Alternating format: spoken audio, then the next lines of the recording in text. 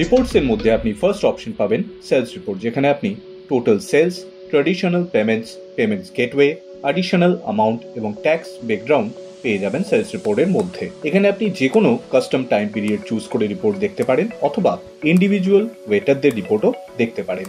Item রিপোর্টের মধ্যে কতটা আইটেম বিক্রি হয়েছে এবং তার থেকে কতটা রেভিনিউ জেনারেট হয়েছে সেটা আপনি এখানে দেখতে পাবেন।